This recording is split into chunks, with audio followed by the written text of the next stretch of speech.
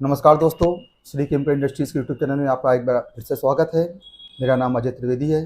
जैसा आप जानते हैं, मैं ऑलरेडी आपको soap, detergent and other type of chemicals के बारे में हम लोग आपको ब्रीफ नॉलेज देते रहते हैं। एक लास्ट में हम लोग ने एक सीरीज शुरू की हुई थी कि पूरा होल सोल डिटर्जेंट इंडस्ट्री के बारे में बताने के लिए, जिसमें मैंने आपको बताया था कि डिटर्जेंट के 4 पार्ट होते हैं: surfactant, builder, filler and speciality chemical. तो बिल्डर्स, जो हमारे बिल्डर्स होते हैं, उनके बारे में हम लोग सारी डिटेल्स आपको दे चुके हैं और लगभग लगभग 3 से 4 वीडियो में हमने डिटेल दी हुई है। अगर आप पहली बार देख रहे हैं तो प्लीज़ जाके वो पुराने वीडियो देख लें, जिनसे आपको डिटर्जेंट इंडस्ट्री में जितने भी बिल्डर्स टाइप के केमिकल यूज़ होते हैं उनके बारे में आपको फुल डाटा वहाँ पे मिल जाएगा। आज हम लोग अपने दूसरे सेगमेंट में इंटर कर रहे हैं, जिसका नाम है सर्फेक्टेंट। एंड प्लीज़ आप लोग इसको बहुत कॉन्स्टेंटली जुड़िएगा हमारे साथ, क्योंकि ये इसका सबसे मेन, सबसे इंपॉर्टेंट सेगमेंट है हमारी इंडस्ट्री का, सर्फेक्टेंट।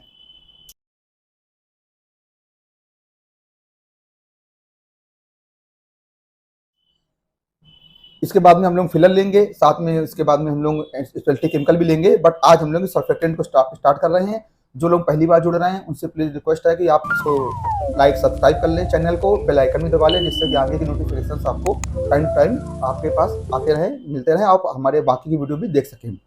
या अपने फ्रेंड्स को शेयर करें, जरूर कर दें। जिनको अच्छा लगे वीडियो, अपने फ्रेंड को शेयर करें। लास्ट तक बने रहें, बहुत मजा आने वाला है। बहुत अच्छा आज का टॉपिक है सर्फेक्टेंट। तो हम लोग सर्फेक्टेंट से स्टार्ट करते हैं कि डिटर्जेंट में एक सर्फेक्टेंट, एक कई सारे सर्फेक्टेंट हम लोग यूज करते हैं, डिफरेंट डिफरेंट टाइप के। आज उनको हम सारों के पहले मोटा मोटा जानेंगे, बाद में हम उसकी इंडिविजुअल हर सर्फेक्टेंट को पढ़ेंगे। जैसे कई सारे सर्फेक्टेंट हम लोग इस्तेमाल करते हैं, आयनिक, नॉन आयनिक, कैटायनिक। उनमें से कौन कौन से सर्फेक्टेंट है, कोई एसएलएस है, कोई एसएलईएस है, कोई एवस है, कोई एसएएस है, कोई एफएस है। ऐसे करके 25 के आसपास, 50 के आसपास सर्फेक्टेंट है हमारी इंडस्ट्री में, जो कॉस्मेटिक से लेके ह्यूमन पर्सनल केयर में यूज होते हैं। इनको एक एक सर्फेक्टेंट के बारे में भी जानेंगे। बट आज हम लोग बेस है, पहला दिन है, पहला स्टार्ट करते हैं सर्फेक्टेंट। सर्फेक्टेंट होते क्या है बारे में आपको स्टार्ट बताता हूँ। सर्फेक्टेंट के नाम से ही आपको पता चलता है, surface tens, surfactant, surface tension एक होता है। आपने शायद इंटर में पढ़ा होगा, साइंस फिजिक्स सभी ने पढ़ी होगी इतनी। एक सरफेस टेंशन, पृष्ठ तनाव करके हमारे बुक्स में एक चैप्टर हुआ करता था। पृष्ठ तनाव को ही सरफेस टेंशन बोलते हैं। सरफेस टेंशन क्या होता है? सरफेस टेंशन कोई भी गैस हो, लिक्विड हो, सॉलिड हो, उसकी सरफेस पे लगने वाले तनाव को उसका पृष्ठ तनाव या उसका सरफेस टेंशन बोलते हैं। वो तनाव क्या होता है? किसी दूसरी चीज को अपने यहाँ पे इंटर नहीं करने देता, मिक्स नहीं होने देता। जैसे कांच है, कांच पर पानी की बूंद डालेंगे तो दूर रहेगी, ऊपर रखेगा, पास में नहीं आने देगा, बिल्कुल मिक्स नहीं होगा। क्योंकि मिक्स अगर छू जाएगा, मिक्स हो जाएगा, तो आप उसको अलग नहीं कर सकते। तो ऐसे ही हर चीज, जैसे पानी है और ऑयल है, आप ऑयल पानी मिलाते हैं लेकिन ऑयल पानी अलग रहेगा, क्योंकि दोनों के सरफेस टेंशन एक दूसरे को अलाउ नहीं करते हैं मिलने के लिए। तो ये हो गया सरफेस टेंशन। सरफेस टेंशन, अब जो केमिकल इन सरफेस टेंशन को दूर कर पाते हैं, all those chemical who can reduce the surface tension of any substance, those call surfactant. तो सर्फेक्टेंट क्या है? वो सारे केमिकल जो किसी भी चीज के प्रस्तनाव को कम करने में हेल्प करते हैं, वो सर्फेक्टेंट होते हैं। इसकी हमें जरूरत क्यों पड़ती है? तो भाई हम लोग क्लीनिंग कर रहे हैं पानी के माध्यम से, अपने केमिकल और सारे केमिकल लेके पानी के माध्यम से कपड़े के पास जा रहे हैं कि भाई तुम्हारी क्लीनिंग कर दें, और कपड़ा तो मिलने नहीं दे रहा है। कपड़ा तो कह रहा है दूर रहिए, मेरा सरफेस टेंशन हाई है, आपका भी सरफेस टेंशन हाई है। तो जब तक दोनों मिलेंगे नहीं तो क्लीनिंग कैसे होगी? इसी को बोलते हैं वेटिंग करना, या मल्सीफाइंग करना, वेटिंग करना। तो ये इसको जुड़ना जरूरी है। इस जुड़ने के लिए इन दोनों को, एक कपड़ा जो है हमारा, एक सॉलिड मान लीजिए, और लिक्विड में हमारा ये पानी है, उन दोनों में आपस में मिक्सिंग होनी चाहिए। इसी को बोलते हैं सरफेस टेंशन। रिड्यूस करने के जो केमिकल लगते हैं उनकी इसलिए हमको जरूरत पड़ती है। सर्फेक्टेंट होते कितने प्रकार के? अब तो समझ गए, मेरी बात समझ में आ गए होंगे कि सर्फेक्टेंट हमें अपनी क्लीनिंग के लिए क्यों जरूरत है। सर्फेक्टेंट होते कितने प्रकार के? सर्फेक्टेंट 2 प्रकार के होते हैं, एक सिंथेटिक, एक नेचुरल। नेचुरल सर्फेक्टेंट कई सारी जगहों पर पाए जाते हैं, कई सारे एनिमल्स में होते हैं। हमारे शरीर में भी लंग्स में एक टाइप का सर्फेक्टेंट हमारी बॉडी बनाती है, जो फेफड़ों के एरिया को फैलाव रखता है, जिससे कि मैक्सिमम हवा हम अपने अंदर कर सके। ऐसे कई सारे नेचुरली सर्फेक्टेंट मैन्युफैक्चर एनिमल्स और अदर चीज़ें हैं। बट हम लोग चूंकि बिजनेस में हैं, और हमारे यहाँ जो भी 90% जो सर्फेक्टेंट इस्तेमाल होते हैं वो सब सिंथेटिक हैं। तो जो सेकंड लाइन अपनी है वो सिंथेटिक, जिसपे हम पूरा फोकस करेंगे, सिंथेटिक सर्फेक्टेंट। ये होते क्या है? लगभग 90% जितने भी सिंथेटिक सर्फेक्टेंट है, ये सब जो है कार्बनिक यौगिक हैं। कार्बनिक यौगिक क्या होते हैं? कार्बनिक यौगिक वो सारे यौगिक होते हैं जिनमें कार्बन का इस्तेमाल होता है, कार्बन उनमें जुड़ा होता है। कार्बन की चैन हो, कार्बन की रिंग हो, जिसे बेंजीन रिंग बोलते हैं, या कार्बन की कई सारी चैन बनते हैं, C2 से C, मतलब कई सारे सी से आप समझ गए होंगे, इतना केमिस्ट्री आप जानते होंगे नो डाउट।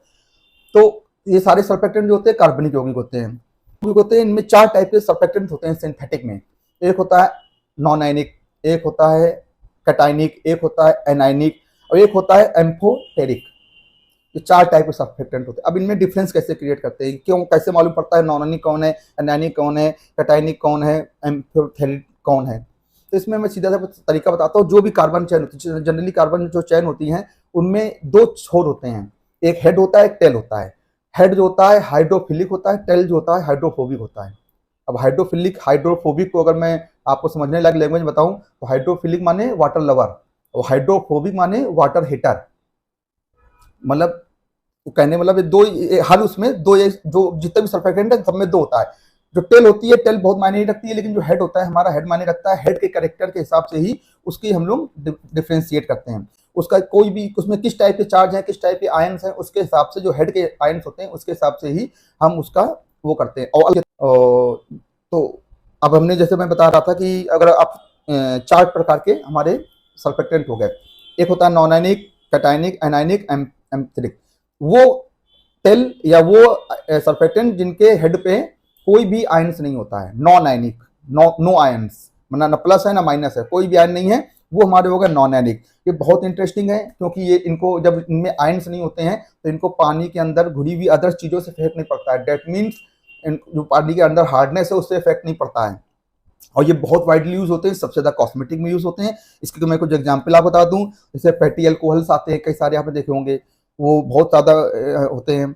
एथॉक्सिलेट्स बहुत कॉमनली, और कॉस्मेटिक्स में जो लोग जुड़े हैं उनको पता चलता होगा। कोकोएमाइड्स की एक रेंज आती है पूरी कॉस्मेटिक में और क्रीम्स में, लिपस्टिक्स में, फेस वॉश में बहुत वाइडली यूज होते हैं। दूसरा आ गया हमारा कैटायनिक। कैटायनिक माने चार्ज होगा प्लस चार्ज, जो प्लस चार्ज सर्फेक्टेंट्स होंगे वो कैटायनिक्स में जाएंगे। इनमें सीपीसी है, बीएसी है, ये थोड़े टफ और टेक्निकल होते हैं, आप जनरली उसमें यूज में नहीं आते हैं। तीसरा जो सबसे मोस्ट वाइडली यूज होता है एनायनिक, इसमें माइनस चार्ज होता है। एनायनिक्स में होगी टेल होगी, टेल जो होती है माइनस चार्ज होती है, तो इसको हार्ड वाटर से फर्क पड़ता है इनके सर्फेक्टेंट जो होते हैं। इसमें जैसे एसएलएस हो गया, एसएलईएस हो गया, लेप्सा हो गया, एवस हो गया, ये सारे जो हम लोग अपनी इंडस्ट्री में ज्यादातर यूज होते हैं वो सब एनायनिक मोस्टली हैं। फिर इसके अलावा एक और रेंज होती है, चौथी रेंज होती है जिसमें दोनों होते हैं, प्लस और माइनस। एक मतलब हेड प्लस होगा तो नीचे माइनस हो गया, ऊपर माइनस होगा तो नीचे प्लस होगा, ऐसे दोनों ही आयंस होते हैं, उनको हम एम्फोटेरिक बोलते हैं। ये भी थोड़ा टिपिकल है। इसमें माइस्ट्रोमाइन एंड अमीन ऑक्साइड्स करके कई सारे इनके सर्फेक्टेंट के रेंज बनती है, तो वो भी ये जनरली मेडिसिन वगैरह में ज्यादा यूज होता है। ये एज ए सर्फेक्टेंट मेडिसिन में भी कई जगहों पर इस्तेमाल होते हैं, उसमें ज्यादा यूज होता है। ये समझ में आ गया होगा कि आपको 4 प्रकार के हमारे सर्फेक्टेंट हैं, non ionic, anionic, cationic, amphoteric. इनके क्यों ये अलग अलग है, किस बेस पे ये अलग है, ये आपको मैंने बता दिया है। काम क्या करते हैं, जैसे मैं बताया था स्टार्टिंग में कि 2 चीजों को मिक्स करने में, 2 चीजों को घुलने में, आपस में सरफेस टेंशन कम करने में इनका यूज होता है। किस किस इंडस्ट्री में यूज कर सकते हैं और किस किस टाइप से यूज करते हैं। इसका एज ए वेटिंग एजेंट बहुत इस्तेमाल होता है, और इसका एज ए डिस्पर्सिंग एजेंट भी आप बहुत इस्तेमाल कर सकते हैं। इमल्सीफाइंग कैपेसिटी बहुत अच्छी होती है, आपको एज ए इमल्सीफायर, कभी आपको कोई इमल्सीफाइंग कैपेसिटी चाहिए, इमल्सीफायर कोई केमिकल चाहिए, उसमें आप इसका इस्तेमाल कर सकते हैं। फोमिंग जनरेट करना है, फोम जनरेशन करना है, तो उसमें आप इसका इस्तेमाल कर सकते हैं। इनके यूजेस डिटर्जेंट इंडस्ट्री ऑलरेडी आप जानते ही हैं, पेंट में ऑलरेडी इनका यूज होता ही है। एडहेसिव बना रहे हैं या आप इंक बना रहे हैं, कॉस्मेटिक बना रहे हैं, उनमें इसका बहुत वाइडली यूज किया जाता है। फायर फाइटिंग केमिकल्स बना रहे हैं, फाइटिंग इंस्ट्रूमेंट में आपको कोई केमिकल जो फैलाव करने वाले चाहिए, उसमें इनका बहुत ज्यादा इस्तेमाल होता है, जो भी सर्फेक्टेंट है हमारे। और बहुत वाइडली और बहुत कॉमनली यूज है ह्यूमन पर्सनल केयर में और कॉस्मेटिक में, लगभग हर जगह पे आपका इनका यूज मिल जाएगा।